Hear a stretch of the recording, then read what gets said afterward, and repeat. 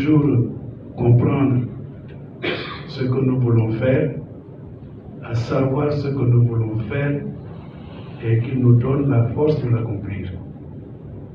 Qu'il bénisse nos échanges, qu'il bénisse tout ce que nous voudrons tenter après cette séance et cette journée pour que cette académie de sciences religieuses puisse continuer à accomplir sa mission en Afrique et apporter beaucoup de fruits pour ce pays, pour ce continent qui a tant besoin de relever des défis pour se construire et prendre sa place au milieu des nations. Nous te le demandons, toi qui vis et règnes pour les siècles des siècles. Dans la matinée, comme elle l'a dit, sera la présentation des actes. Et c'est un temps important parce que c'est les actes de l'Assemblée constitutive qu'on a tenu dans cette même salle, comme elle l'a rappelé, il y a 3 ans. Donc merci encore à M. MSN et merci à tous ceux qui étaient là à l'époque. Ensuite, l'après-midi, je pense qu'elle a omis de dire ça, mais vous me permettrez d'annoncer un peu les couleurs pour l'après-midi. Il débutera avec une visioconférence de M. Tima Thomas Coulibaly sur les cultures africaines, vecteurs de cohésion sociale et de consolidation de la paix, cas pratique traditionnelle au Mali.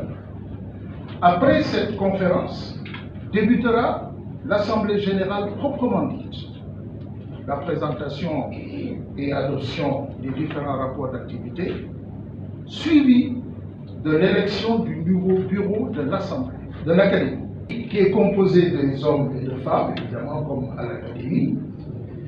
Et c'est un groupe qui est dans ce qui nous a poussé à créer cette Académie.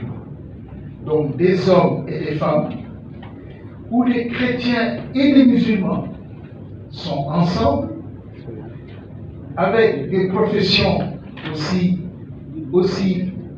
différentes que complémentaires parfois.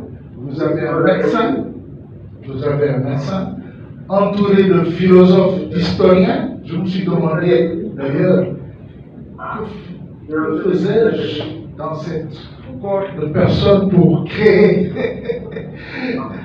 pour être membre fondateur de l'Académie. Vous avez évidemment des historiens, vous avez des personnes qui sont à l'extérieur mais qui sont membres de l'Académie et qui sont sénégalais. Le professeur Prosper Youm qui est là et qu'on a eu à correspondre par visio. Et on travaillait ensemble vraiment avec un commun vouloir de discuter, de recueillir les problèmes que nous voyons, d'inviter des personnes et des personnalités qui étaient des sachants et qui savaient ce qui se passait dans notre pays. C'est ainsi qu'on a eu à inviter Vieux Savané, qui est un journaliste émérite. On a eu aussi des conférences avec le doyen Kader Bouy. Et donc, c'était assez divers et j'ai été chargé, après toutes ces activités, au fur et à mesure de faire un rapport. Et ce rapport était largement diffusé parmi les académiciens, mais aussi à travers le chancelier, notre ami François-Joseph Cabral, avec d'envoyer aux académiciens de l'Afrique. Et donc, ça a été un travail assez difficile parce que vous savez, quand vous avez des philosophes, vous avez des historiens, pour les rassembler, c'est assez difficile. Je peux vous le confier. Et toujours est-il que vous avez aussi dans ces personnalités-là des religieuses, des religieux, et aussi de diverses nationalités. Burkina Faso, Ivoirien, Congolais, Gabonais, Cap-Verdien, même si je suis sénégalais par l'histoire.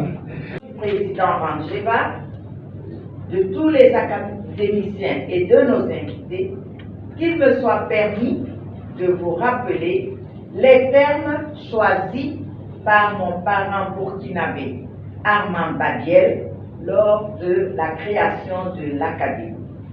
Et il disait, je le cite, « Ce lieu magnifique, l'auteur Fleur de Lys, qui abrite nos travaux, est l'œuvre d'un bâtisseur chrétien dont le ressort de son engagement dans le monde est sa foi. » Monsieur Sen, merci encore de nous accueillir.